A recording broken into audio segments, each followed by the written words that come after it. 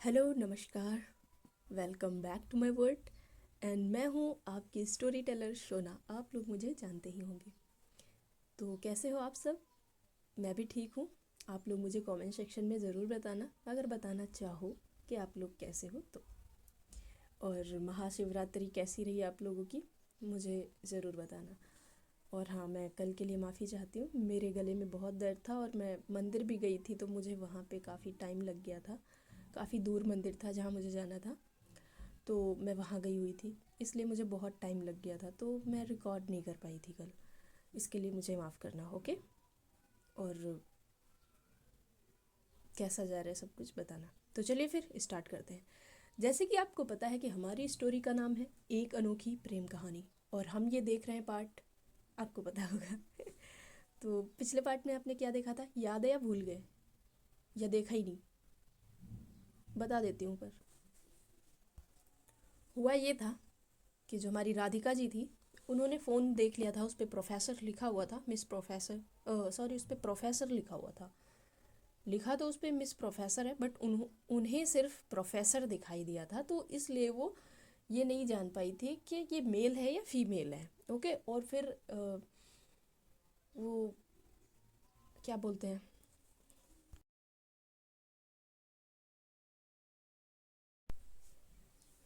ईवा कहती है कि बात करनी है कुछ, ये सारी चीज़ें ही चल रही थी। तो चलिए अब आगे देखते हैं। तो भाई जो हमारा हमारी ईवा थी, उसका फ़ोन वाइब्रेट हो रहा था, तो अनु का कॉल आ रहा था। और ये सारी चीज़ें वही राधिका देख ही रही थी। फिर क्या बोलते हैं, ईवा फ़ोन उठा लेती है, तो वो पूछती है कि कैसी हो, ये मतलब आप ठीक तो हो, आर यू ओके? तो रेहा ऐसे ही कह देती है, हाँ ठीक हूँ, तुम ज़्यादा टेंशन मत लो। ये सारी चीज़ें चल रही थी, आपने पार्ट में देखा होगा लास्ट वाले। फिर जो हमारी अनुप्रिया थी वो कह देती है कि तुम ठीक नहीं लग रही हो, क्या बात है, मुझे बता सकती हो? तो ईवा का यही कहना था कि कुछ चीज़ें हैं, बाद में मैं बताऊंगी। तो जो हमारी राधिका थी ना, वो काफ़ी ज़्यादा पास आ गई थी, और वो ईवा की परफ्यूम को स्मेल कर रही थी बहुत ज़्यादा, मतलब फील करना होता ना, वैसा कर रही थी। तो यही सारी चीज़ें होती हैं। हमारी जो ईवा थी, वो उसने बोल दिया था कि तुम्हारी औकात नहीं है कि तुम मेरे करीब हो, अब ये हक मैंने तुम्हें नहीं दिया, ये हक तुमने खो दिया है। ये सारी चीज़ें चल रही थी। अब हम आगे बढ़ते हैं, ठीक है। आगे ऐसा होता है कि जो राधिका थी वो ये सारी चीज़ें सुन रही थी, उसे बहुत गुस्सा आ रहा था, पर वो कुछ बोल नहीं रही थी। ईवा ना सीधी क्या बोलते हैं, राधिका की आंखों में ही देख रही थी। ये सारी चीज़ें वो आंखों में देख कर ही बोल रही थी। उसे इतना ज़्यादा गुस्सा आ रहा था, पर दोनों ही उस वक्त गुस्से में थे। पर जो राधिका थी ना, वो इस टाइप की उसकी पर्सनैलिटी थी कि कोई भी कितना भी गुस्सा कर ले, वो जब तक गुस्सा अपना दिखाना नहीं चाहेगी, उस इंसान पे रिएक्ट नहीं करना चाहेगी, तब तक वो करेगी नहीं। उसमें सेल्फ कंट्रोल बहुत है, पर उसको भी एंगर इशू है बहुत ज़्यादा। तो जब हमारी जो रेहा थी, वो कॉल पे रेहा, सॉरी सॉरी सॉरी सॉरी, जो हमारी अ, ईवा थी ना, वो जब कॉल पे बात कर रही थी, तो ये राधिका ने सब सुना था। तो वो कुछ नहीं बोलती, बस ये बात पकड़ के बैठ जाती है। तो वो कहती है, तो तुम रिपोर्ट करती हो उसे हर वक्त?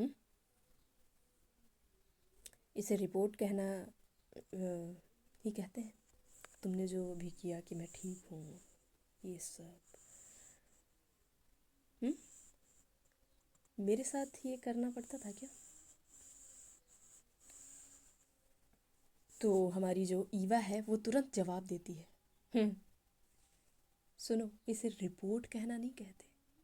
हाँ, रिपोर्ट मुझे तुम्हें करना पड़ता था, ये मैं वो कर रही हूँ जो हमारे रिश्ते के लिए ठीक है। इसे कहते हैं प्यार, केयर, फिक्र। फिक्र समझती हो तुम? और ये मैं उनके लिए ही करती हूँ जो मेरी लाइफ में मैटर करते हैं। समझ आया आपको? मुझे उन्हें रिपोर्ट नहीं करनी पड़ती तुम्हारी तरह। उन्हें मुझे ये बताना पड़ता है कि मैं ठीक हूँ। समझ आया? और हो सके तो तुम यहाँ से जल्दी से जल्दी निकल जाओ। राधिका एकदम गुस्से में आ जाती है, पर वो बोलती ही नहीं। वो जैसे होते ना वो बेशर्म लोग, वहीं पे वो खड़ी रहती है, पर वो हटती नहीं है। और हमारी ईवा वो अपने गुस्से को कंट्रोल कर रही थी, कोई बात नहीं कोई बात नहीं। राधिका थोड़ी और करीब आ जाती है, पर हमारी ईवा वो तुरंत पीछे हट जाती है। उसे पता था कि उसकी लिमिट्स क्या है और किसके पास कितना जाना है कितना नहीं जाना है, बिकॉज़ वो एक रिलेशनशिप में है और वो सच में अनुप्रिया को प्यार करती है। उसे ये सारी चीज़ें पता है कि मुझे किसके पास कब कितना जाना है। और फिर राधिका कहती है, बहुत ही लो वॉइस में बोलती है वो ये बात, कि 3 साल, 3 years, ईवा 3 साल बीत चुके हैं इस बात को, और तुम अभी भी स्टिल वैसा ही रिएक्ट कर रही हो जैसा तुम पहले किया करती थी। और पहले, हाँ पहले तो तुम मुझ पे रिएक्ट करती ही नहीं थी, प्यार से बोलती थी, रोने लग जाती थी बात बात में। अब क्या हो गया? अब मैं तुम्हारे सामने हूँ और मैं तुम्हें दिख नहीं रही? ईवा तुरंत जवाब देती है क्या क्या बोला? रिएक्ट? ख़त्म हुई चीज़ों पे मैं रिएक्ट नहीं करती हूँ, मैं बस अपनी बात कहती हूँ, इससे ज़्यादा कुछ नहीं। अगर आपको ये रिएक्ट लग रहा है या ये लग रहा है कि आप जो ये सारी बातें बोल रही हैं उससे मुझे कोई फ़र्क पड़ रहा है, तो आप एक गलत फहमी में हैं। मुझे आपके होने ना होने से बिल्कुल भी फ़र्क नहीं पड़ता है। और मैं जिस इंसान के साथ ना रिलेशनशिप में हूँ ना, उससे भी फ़र्क नहीं पड़ेगा। और हाँ, मैं मिलवाऊँगी ज़रूर, आपके लिए ये सरप्राइज़ है। रुकिएगा थोड़ा सा, सब्र करिए मिस राधिका, आपको मिलवाऊँगी मैं। और राधिका, जो तुम यहाँ करने आई हो ना, वो तुमसे अब होगा नहीं। तुम्हें क्या लगता है कि तुम चली गई, छोड़ के निकल गई तो मैं वहीं रह जाऊंगी? मैं मूव ऑन कर चुकी हूँ। बढ़ना अगर किसी को है ना लाइफ में आगे, तो वो आपको बढ़ना चाहिए मिस राधिका। हम्म। वही इवनिंग का टाइम था, तो जो दूसरी तरफ हमारी जो अनुप्रिया थी, वो लिविंग रूम में बैठी हुई थी सोफे पे, और उसका ध्यान न जाने कहाँ था, पर माइंड में उसकी बहुत सारी चीज़ें चल रही थी कि ये ऐसे ईवा ने बोला कि ठीक हूँ, पर वो ठीक नहीं लग रही थी। ये सारी चीज़ें क्या चल रही हैं, वो सारी चीज़ें सोच रही थी। और काशवी काशवी अपने रूम में रेस्ट करने गई थी, तो वो उसको डिस्टर्ब भी नहीं करना चाहती थी कि थोड़ी सी बात कर ले। और हमारी जो श्रीजना दीदी थी, वो भाई उनके कुछ दिल्ली में फ्रेंड्स थे, वो उनसे मिलने गई थी। तो देखा जाए ना, तो हमारी जो अनुप्रिया थी वो अकेले सोफे पे बैठी ओवर थिंकिंग कर रही थी। अनुप्रिया को इतनी ज़्यादा ओवर थिंकिंग होती थी ना कि वो उसमें पक जाती थी भाई। लेकिन कहते हैं ना कि ओवर थिंकिंग वाला पर्सन कुछ भी सोच लेता है, बट रियलिटी ये है ना कि अगर किसी को ओवर थिंकिंग होती है ना भाई, वो पर्सन सच में वो फ्यूचर देख लेता है अपना, इस पर्सन के साथ तुम्हारी लाइफ होगी आगे या नहीं होगी। ओवर थिंक करना, ये सारी चीज़ें सोच चुका होता है, उसे सारी चीज़ें पहले ही समझ आ जाती हैं। वो इतना ज़्यादा डीप सोच लेता है, मतलब ओवर थिंकर को लोग कुछ भी बोल देते हैं, बट यार सच यही है कि ओवर थिंकर ना बहुत ही ज़्यादा सेंसिटिव और पॉजिटिव लोग होते हैं। मैं तो बहुत रिस्पेक्ट करती हूँ, मैं भी एक ओवर थिंकर हुआ करती थी, अभी नहीं हूँ, पर मेरी लाइफ में कुछ लोग हैं ऐसे ओवर थिंकर। खैर, इसको हटाते हैं, आगे बढ़ते हैं। तो वैसे ही हमारी अनुप्रिया बहुत ज़्यादा ओवर थिंकिंग कर रही थी। और फिर डोर बेल बजती है, पर वो ओपन करने ही नहीं जाती है, पर डोर तो वो लॉक था ही नहीं। सृजना अंदर आ जाती है, वो जब देखती है थोड़ा सा पुश करती है तो वो ओपन हो जाता है। सृजना देखती है अनुप्रिया को, वो एकदम खोई हुई वहीं पे बैठी हुई थी। वो इतनी ज़्यादा खोई थी ना, क्या ही बोलूँ। सृजना जैसे ही पास जाती है, अनुप्रिया देखती है उसकी तरफ और कहती है, दी आ गए आप? पर सृजना कहती है, क्या हुआ अनु, तुम ठीक तो हो ना? क्या हो गया, इतनी चुप क्यों बैठी हो? कोई बात है क्या? थक गए हो या फीवर वीवर तो नहीं है? वो फोरहेड पे चेक करने लगती है, वो नर्व्स को चेक करने लगती है कि फीवर वीवर तो नहीं है भाई। तो सृजना ये चेक करी थी, अनुप्रिया तुरंत ना बोल देती है, अरे कुछ नहीं दी, कुछ भी नहीं, बस ऐसे ही थोड़ा बहुत मैं थक जाती हूँ ना कभी कभी, तो कॉलेज में बहुत सारा काम होता है, फिर कुछ फाइल्स का वर्क यहाँ भी करना पड़ता है, तो वो सारी चीज़ों की वजह से मैं थक गई हूँ। और मुझे ना अभी ईवा के घर भी जाना है कोचिंग के लिए। एक्चुअली मैं उसको ना इकोनॉमिक्स की कोचिंग पढ़ाती हूँ, उसकी इकोनॉमिक्स थोड़ी सी वीक है, तो मुझे वहाँ जाना है एज अ टीचर, तो मुझे अब जाना पड़ेगा। जो सृजना थी ना, वो थोड़ा सा चुप होती है, फिर वो कहती है अच्छा,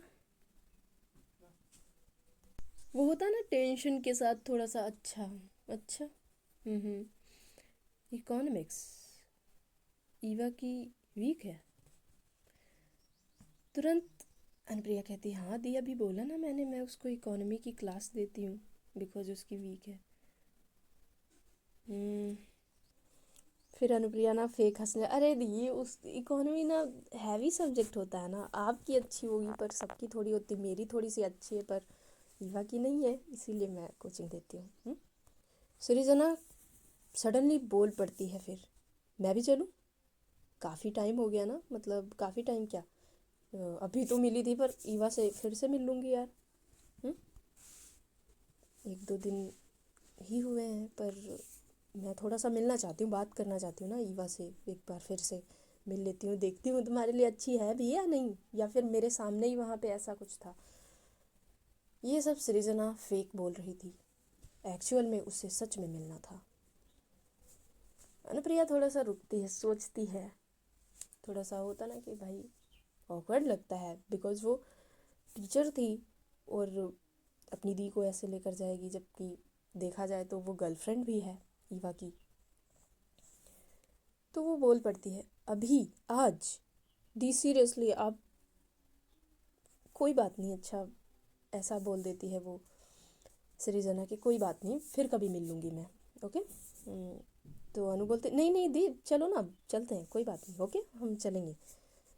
तो सृजना कहती है ओके चलते हैं फिर। ये लोग कैब करते हैं और ये लोग पहुंचते हैं ईवा के घर के सामने। भाई बहुत अच्छा उसका वैसे ही घर था, गेट हल्का सा ही ओपन था, गार्ड्स खड़े हुए थे, वो कैब को अंदर नहीं जाने देते हैं, वहाँ से आपको पैदल ही जाना होगा अंदर तक।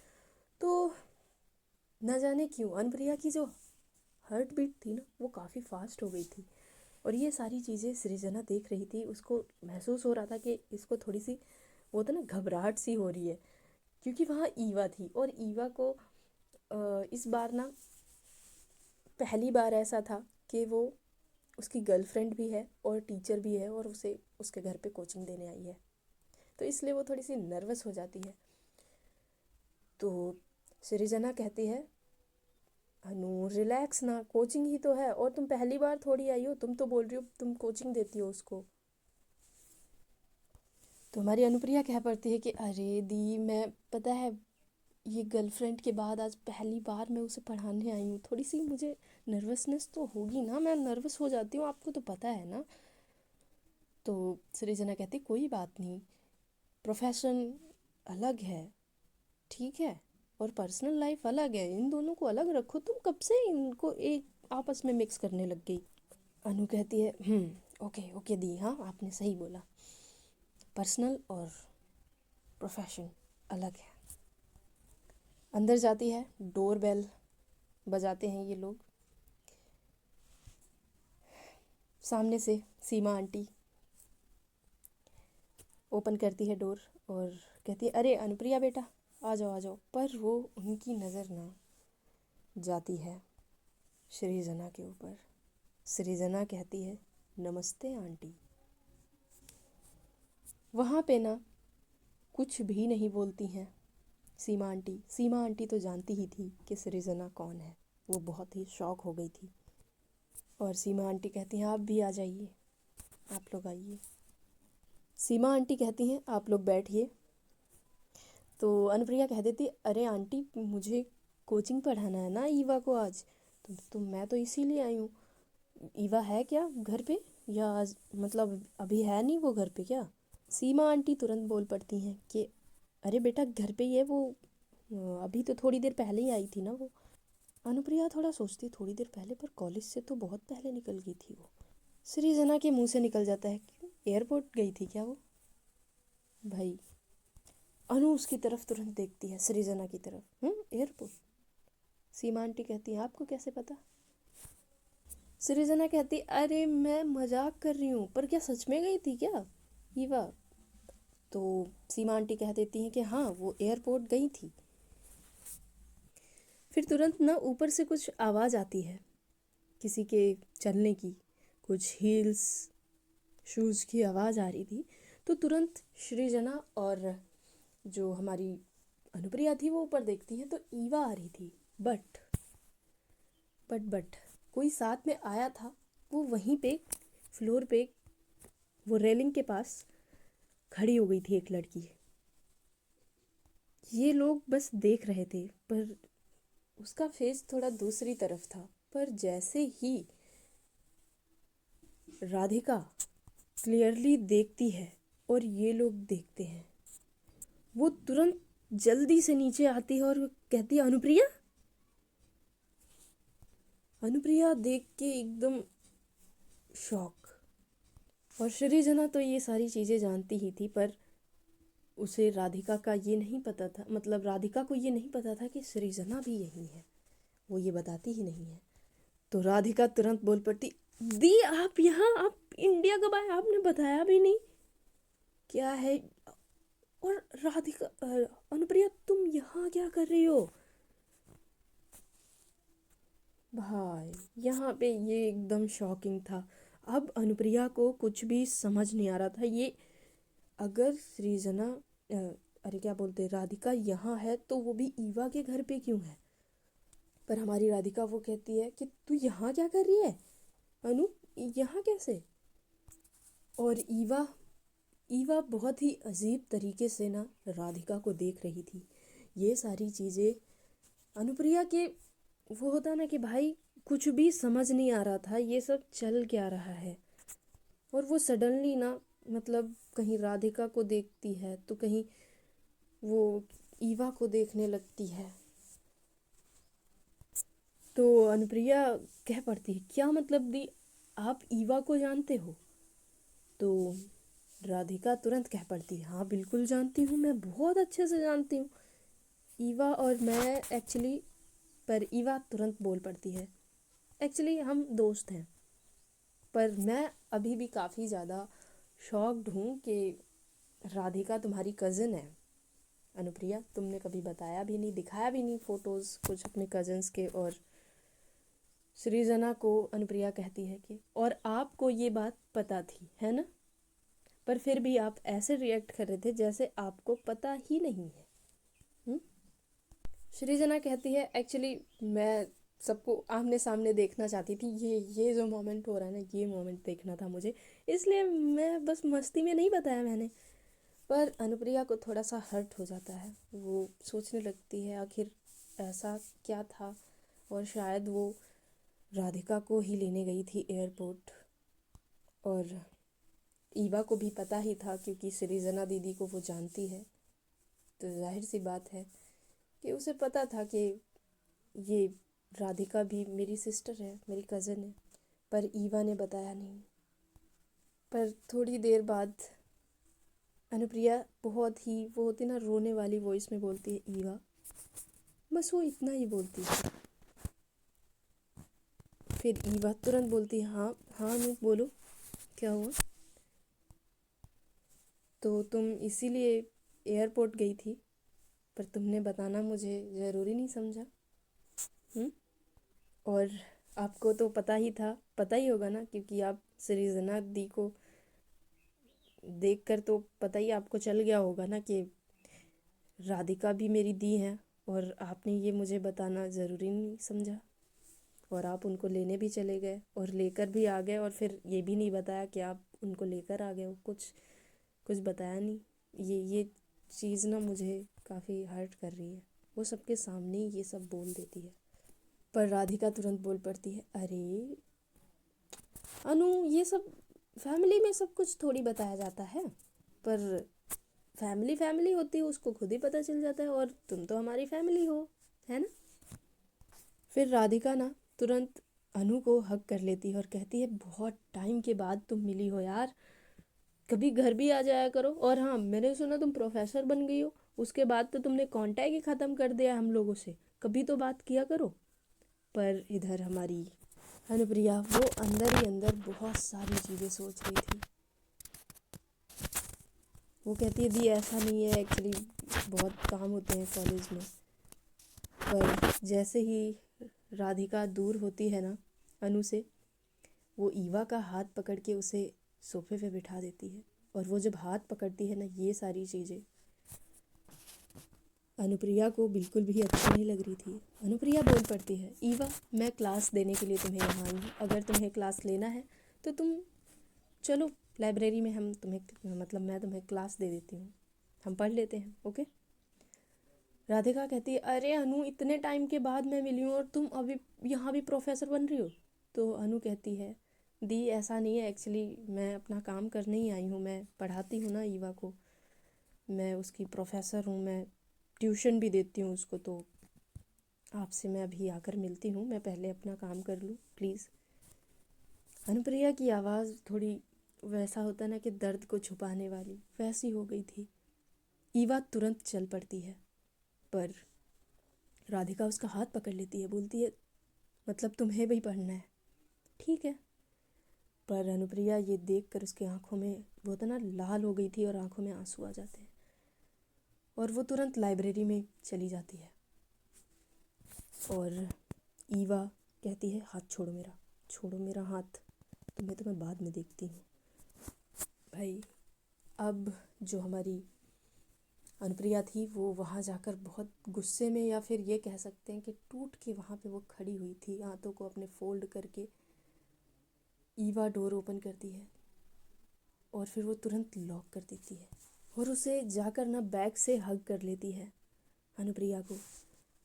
पर जैसे ही वो बैग हग करती है, अनुप्रिया उसे तुरंत दूर कर देती है, दूर रहो मुझसे। ईवा तुरंत दूर हो जाती है, पर जैसे ही दूर होती है अनुप्रिया को न जाने क्यों और ज़्यादा गुस्सा आ जाता है। वो उसको अपनी तरफ खींच लेती है, बोलती है, मैं बोलूँगी तो तुम दूर जाओगी। और वो दोनों बहुत ही करीब आ चुके थे।